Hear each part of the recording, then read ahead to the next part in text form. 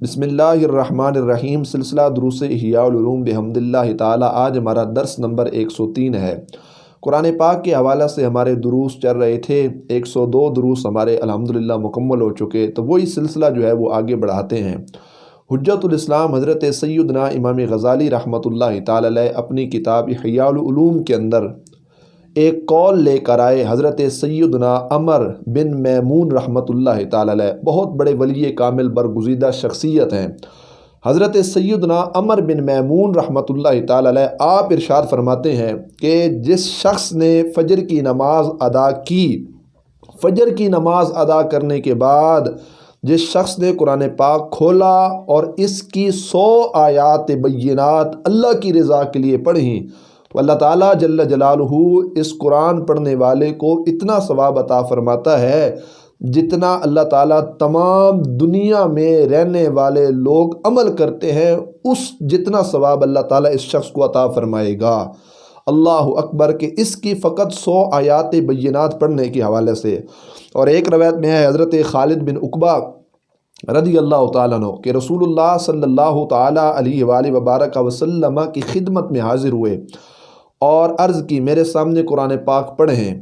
آپ نے ان کے سامنے پڑھا ان اللہ یأمر بالعدل والاحسان وایتاء ذی القربى، بے شک اللہ کریم جل جلالہ انصاف، احسان اور قربا جو قریبی رہنے والے ہیں ان کو کچھ نہ کچھ دینے کا اللہ تعالیٰ آرڈر و حکم ارشاد فرماتا ہے۔ تو انہوں نے عرض کی دوبارہ پڑھیں۔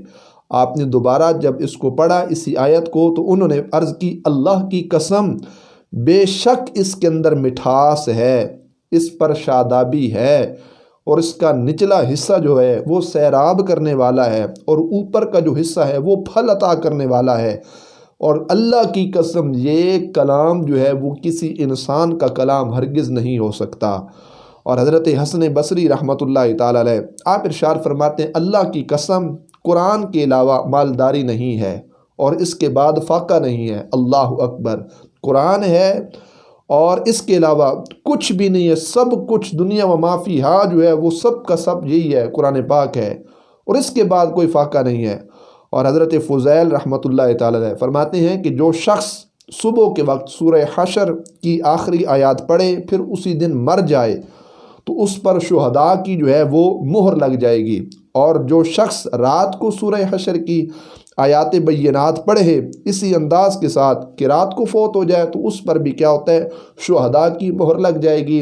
جتنا کریم رب شہداء کو ثواب عطا فرماتا ہے، اتنا اللہ تعالیٰ جل جلالہ اس شخص کو بھی ثواب عطا فرمائے گا جو سورہ حشر کی آخری آیات اس مقصد، اس یقین اور اس ارادے اور اس نیت کے ساتھ پڑھتا ہے کہ میری آیات بینات کی تلاوت سے میرا رب مجھ پر کیا ہو جائے، جی راضی ہو جائے۔ اللہ اکبر۔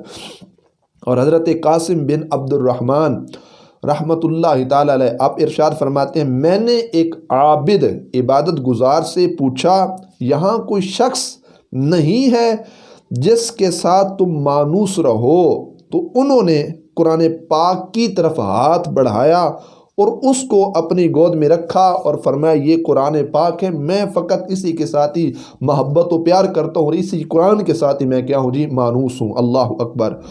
اور حضرت سیدنا مولا علی المرتضیٰ شیر خدا رضی اللہ تعالی عنہ آپ ارشاد فرماتے ہیں کہ 3 چیزیں ایسی ہیں اس کے ذریعے انسان کا جو حافظہ ہوتا ہے وہ قوت والا ہو جاتا ہے، انسان کے حافظے کو اللہ تعالیٰ جل جلالہ تقویت عطا فرماتا ہے۔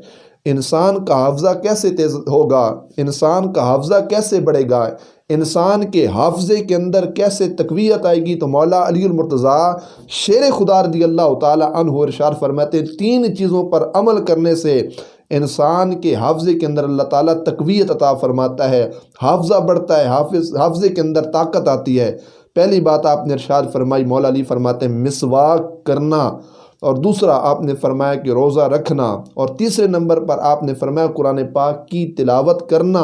یہ وہ چیزیں ہیں کہ جن پر عمل کی بدولت اللہ تعالیٰ ہمارے حافظے کے اندر تقویت عطا فرمائے گا۔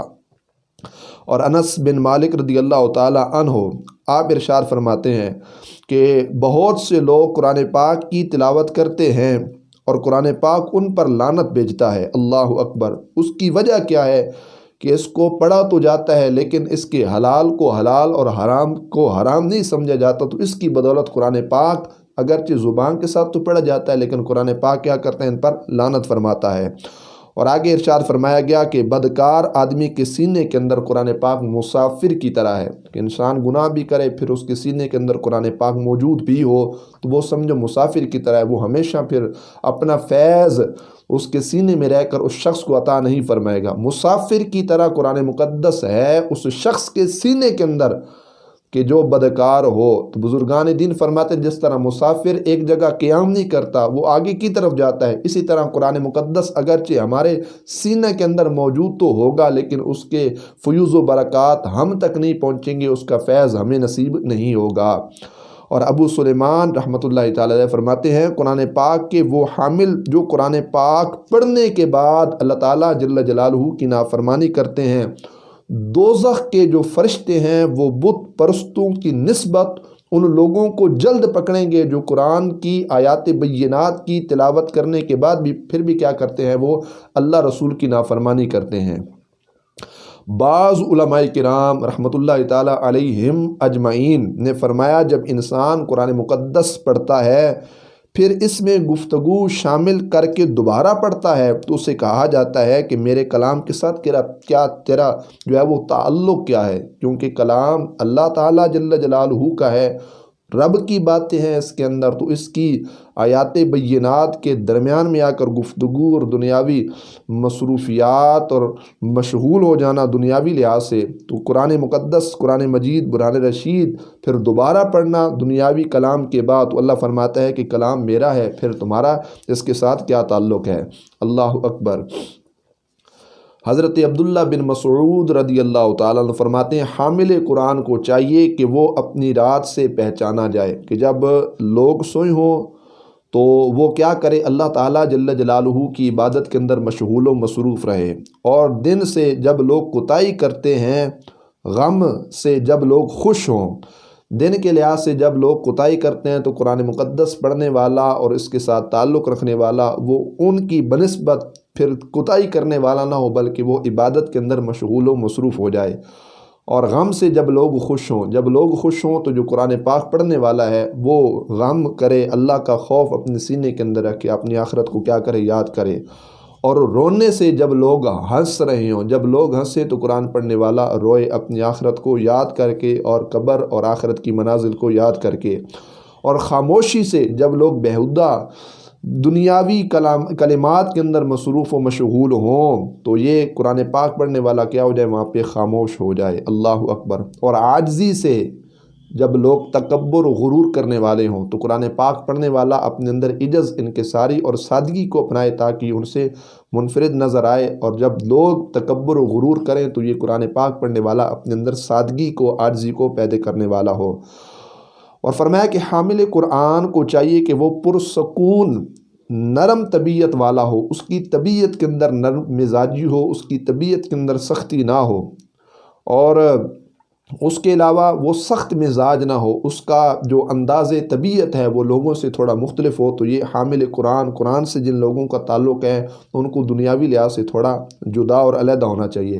نبی اکرم صلی اللہ تعالیٰ علیہ وآلہ وبارک وسلم کی حدیث سے پاک ہے، حضور نبی پاک صلی اللہ علیہ وسلم ارشاد فرماتے ہیں اس امت کے زیادہ تر منافق قرآن ہیں جو قرآن پاک پڑھتے ہیں لیکن پھر بھی ان کے اندر منافقت پائی جاتی ہے۔ یہاں پر منافقت سے مراد ریاکاری یا عملی منافقت ہے، اعتقادی منافقت مراد نہیں ہے۔ مطلب اکثر قرآن اگر انہوں نے دکھاوے کی خاطر قرآن پاک پڑھا یا اپنی قرات کے حوالہ سے وہ اپنا ایک انداز تکلم اور انداز بیان لوگوں کے سامنے ظاہر کرنا چاہتے ہیں، یا ایسے لوگ جہاں پر قرآن پاک کو صحیح مخارج کے ساتھ نہیں پڑھ سکتے وہاں پر اونچا پڑھ کر اپنی وہ کاری پن کا شور کر کے اپنے آپ کا سکہ منوانا چاہتے ہیں یا اپنی شہرت کے اظہار کے لیے پڑھتے ہیں، تو ان کے متعلق کہا گیا کہ اس سے مراد وہ کیا ہیں؟ منافق ہیں۔ اور نبی اکرم صلی اللہ علیہ وآلہ وبارک وسلم نے ارشاد فرمایا قرآن پاک کی تلاوت اس وقت تک کرو جب تک وہ تجھے برائی سے، قرآن پاک کی تلاوت اس وقت تک کر جب تک وہ تجھے برائی سے روکے، اس وقت تک کیا کرو؟ قرآن پاک کی تلاوت کرو۔ اور اگر تلاوت کے باوجود نہ رکے تو تو نے قرآن پاک نہیں پڑھا۔ اللہ اکبر، اگر برائی نہ رکے تو سمجھو تو نے قرآن پاک نہیں پڑھا۔ اور رسول اللہ صلی اللہ علیہ وآلہ وبارک وسلم نے ارشاد فرمایا، جس شخص نے قرآن پاک کی حرام کردہ باتوں کو حلال قرار دیا، قرآن پاک پر وہ شخص ایمان نہیں لایا۔ یہ حدیث پاک لانے کا مقصد کیا ہے کہ حضور نبی کریم صلی اللہ علیہ وآلہ وبارک وسلم ارشاد فرماتے ہیں، جس شخص نے قرآن پاک کی حرام کردہ باتوں کو حلال قرار دیا، سمجھو وہ شخص قرآن پاک پر ایمان نہیں لایا۔ حضور فرمانا یہ چاہتے ہیں کہ قرآن کہتا ہے سود حرام ہے، قاری قرآن پڑھنے والا اس کو جب سمجھتا ہے کہ قرآن کہتا ہے سود حرام ہے، پھر اس کے باوجود وہ تلاوت باندھ کر کے کہے جی سود ٹھیک ہے، جائز ہے، یہ ہونا چاہیے، تو قرآن نے حرام کہا، قاری اس کو حلال سمجھے، قرآن جن جن چیزوں سے منع کرتے اس کو بندہ جائز سمجھے، تو سمجھو وہ شخص قرآن کی آیات بینات پر ایمان نہیں رکھتا۔ یقین رکھتا، ایمان رکھتا تو اس کے دل کے اندر یہ بات پختہ ہوتی کہ قرآن کہتا ہے یہ چیز حرام ہے، تو واقعی یہ چیز کیا ہے جی؟ حرام ہے۔ بعض بزرگان دین نے فرمایا، کوئی بندہ ایک جب سورت پڑھتا ہے، سورت پڑھنا شروع کر دیتا ہے، تو فرشتے اس شخص کے لیے رحمت کی دعا کرنا شروع کر دیتے ہیں، یہاں تک کہ وہ سورت سے فارغ ہو جائے۔ جس طرح سورہ فاتحہ ہے، سورہ بقرہ ہے، سورہ نساء ہے، سورہ آل عمران ہے، سورہ مائدہ ہے، کوئی بھی سورت پڑھتا ہے، جب اس کو پڑھنا شروع کر دیتا ہے، رحمت کے جو فرشتے ہیں وہ کیا کرتے ہیں؟ اس شخص کے لیے، تلاوت کرنے والے کے لیے دعائے رحمت کرتے ہیں۔ اور بعض بزرگان دین نے فرمایا کہ جب کوئی شخص سورہ کا آغاز کرتا ہے، کوئی بھی سورت پڑھتا ہے، تو اللہ کے جو فرشتے ہوتے ہیں وہ اس پر لعنت کرنا شروع کر دیتے ہیں۔ وجہ پوچھی گئی کہ رحمت کی دعا فرشتے کن کے لیے کرتے ہیں اور لعنت کن کے لیے کرتے ہیں؟ تو کہا گیا کہ جو اس سورت کے حلال کو حلال سمجھے، حرام کو حرام سمجھے، آیات بینات کے احکامات کو سمجھے، تو فرشتے اس شخص پر رحمتوں کی دعا کرتے ہیں۔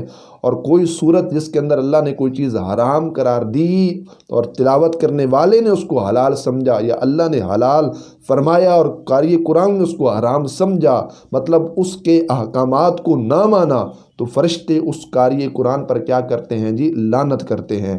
تو اصل مقصد اس کا یہ ہونا چاہیے کہ جن جن احکامات جو اللہ تعالیٰ جل جلالہ نے قرآن مقدس کے اندر ارشاد فرمائے ہیں، تو ان پر ایمان، ان کو ماننا، صرف تلاوت نہیں بلکہ ان احکامات پر ایمان لانا اور ان کو سچا سچا کھرا سمجھنا، اس پر ہمارا ایمان ہے اور ہونا بھی چاہیے۔ لیکن اللہ نے جس چیز سے منع کیا اس کو حلال سمجھا، یا حلال اللہ نے جس چیز کو دیا اس کو ہم نے حرام سمجھا، تو حضور علیہ السلام ارشاد فرماتے سمجھو وہ شخص قرآن پاک کی آیات بینات پر ایمان نہیں لاتا۔ بعض علماء کرام نے فرمایا بندہ قرآن پاک کی تلاوت کرتا ہے تو اس کا نفس اس پر کیا کرتا ہے؟ لعنت بھیجتا ہے، حالانکہ اسے علم نہیں ہوتا کہ اس کا نفس اس پر کیا کر رہا ہے؟ لعنت بھیج رہا ہے۔ الا لعنت اللہ علی الظالمین، اللہ فرماتا ہے ظلم کرنے والوں پر اللہ کی لعنت ہو، حالانکہ وہ خود اپنے آپ پر ظلم کرنے والا ہوتا ہے، اور وہ پڑھتا ہے، کیا پڑھتا ہے؟ پھر پڑھتا ہے الا لعنت اللہ علی الکاذبین، حالانکہ اللہ تعالیٰ ارشاد فرماتا ہے کہ جھوٹوں پر اللہ کی کیا ہو؟ لعنت ہو، حالانکہ وہ خود ان جھوٹوں میں سے ہوتا ہے، پھر جھوٹ اور ظلم کے باوجود بھی وہ آیات بینات اور قرآن کی تلاوت کر رہا ہوتا ہے، حالانکہ اس کا نفس خود اس پر کیا کر رہا ہوتا ہے جی؟ لعنت کر رہا ہوتا ہے۔ حضرت حسن بصری رحمۃ اللہ تعالی علیہ فرماتے ہیں کہ تم نے قرآن پاک پڑھنے کو منزلیں اور رات کو اونٹ بنا لیا ہے کہ تم اس پر سوار ہو کر فقط منازل طے کرتے ہو، جس طرح اونٹ پر سوار ہو کر ایک شہر سے دوسرے شہر کی طرف انسان جاتا ہے، ایک منزل سے دوسری منزل کی طرف۔ تو حسن بصری علیہ رحمہ فرماتے تم نے قرآن کی تلاوت کو بمنزلہ اسی طرح بنا لیا ہے جس طرح سواری پہ انسان سوار ہو کر ایک منزل سے دوسری منزل کی طرف چلا جاتا ہے۔ حالانکہ امام حسن بصری علیہ رحمہ فرماتے ہیں کہ جب کہ تم سے پہلے لوگوں نے اس قرآن مقدس کو اپنے رب کے پیغامات کو سمجھنے کے لیے وہ رات کے وقت اس کے اندر غور و فکر کیا کرتے تھے، اور پھر رات کو غور و فکر کر کے وہ احکامات جن کو نافذ کیا کرتے تھے، تو اس لحاظ سے وہ قرآن پاک کی آیات بینات کی تلاوت کیا کرتے تھے تاکہ اس کے اندر غور و فکر اور احکامات اخذ کر کے وہ دن کو احکامات کیا کریں جی، نافذ کریں۔ اور حضرت سیدنا عبداللہ بن مسعود رضی اللہ تعالیٰ عنہ فرماتے ہیں ان لوگوں پر قرآن پاک اس لیے نازل ہوا کہ وہ اس پر کیا کریں، عمل کریں، تو انہوں نے اس کے پڑھنے کو عمل قرار دے دیا۔ تم میں سے ایک قرآن پاک کو شروع سے آخر تک پڑھتا ہے، ایک حرف بھی نہیں چھوڑتا، لیکن وہ کیا کرتا ہے، اپنے عمل کو چھوڑ دیتا ہے۔ قرآن کے نزول کا مقصد یہی ہے کہ اس کو پڑھ کر اپنی عملی زندگی کے اندر انسان تبدیلی پیدا کرے اور اس پر عمل کر سکے۔ تو عبداللہ بن مسعود رضی اللہ تعالیٰ عنہ فرماتے ہیں پہلے لوگ اس پر عمل کیا کرتے تھے، اب یہ ہے کہ شروع سے لے کر آخر تک بندہ اس کا ایک حرف نہیں چھوڑتا، اس کو باقاعدگی کے ساتھ پڑھتا تو ضرور ہے، لیکن یہ ہے کہ عمل کے اندر ضرور کوتاہی ہو جاتی ہے کہ وہ اس پر عمل کرنا چھوڑ دیتا ہے۔ اور تو رات میں اللہ تعالیٰ جل جلالہ ارشاد فرماتا ہے، اے میرے بندے کیا تجھے مجھ سے حیا نہیں آتی؟ اللہ تعالیٰ تو رات کے اندر ارشاد فرماتا ہے، بندہ مومن کیا تجھے اللہ سے حیا نہیں آتی کہ تیرے کسی بھائی کا خط جب تمہارے پاس آئے تو راستے میں اگر تو چل رہا ہوتا ہے تو اسی راستے سے ہٹ کر اس کے لیے بیٹھ جاتا ہے، اس کے ایک ایک حرف کو، خط کے ایک ایک حرف کو غور و فکر کے ساتھ پڑھتا ہے کہ میرے یار اور میرے سجن اور میرے دوست کا خط آیا ہے، یہاں تک کہ اس میں جو کچھ بھی ہو وہ تجھ سے نہیں بچتا، تو اس کے ہر لفظ کو بڑی محبت و عقیدت کے ساتھ غور و فکر کے ساتھ پڑھتا ہے۔ اور اللہ فرماتا ہے یہ میری کتاب ہے، میں نے اسے تیری طرف اتارا ہے تیری رہنمائی کے لیے، صراط مستقیم کا راستہ دکھانے کے لیے، تیری بھلائی کے لیے، اور میں نے اس میں تیرے احکام، تیری جو ہے نا راستے کو سیدھا کرنے کے لیے، تیری ہدایت کے لیے اس کے اندر تفصیل کے ساتھ احکامات اور اپنے بیانات جاری فرمائے ہیں۔ اور بعض باتوں کا اللہ فرماتے ہیں میں نے تکرار کیا کہ بار بار وہ بات کی ہے تاکہ پختہ انسان کے ذہن کے اندر وہ بات اتر جائے۔ پھر بھی کیا ہے تو اس کلام سے منہ موڑتا ہے، تو کیا میرے نزدیک، کیا تیرے نزدیک تیرے ان بھائیوں سے بھی میں گیا گزرا ہوں کہ جن کی خطوط کو تو اتنا غور و فکر کے ساتھ پڑھتا ہے اور میری کلام سے تو اعراض کرتا ہے، منہ موڑ لیتا ہے؟ تو یقیناً یہ اللہ تعالیٰ جل جلالہ کی وہ لا ریب کتاب ہے قرآن پاک جس میں کس لحاظ سے کوئی شک و شبہ نہیں، اور اسی سے محبت و عقیدت ہمارا عین ایمان ہے اور ہماری بھلائی کا بہت بڑا ذریعہ ہے۔ اللہ تعالیٰ عمل کی توفیق عطا فرمائے۔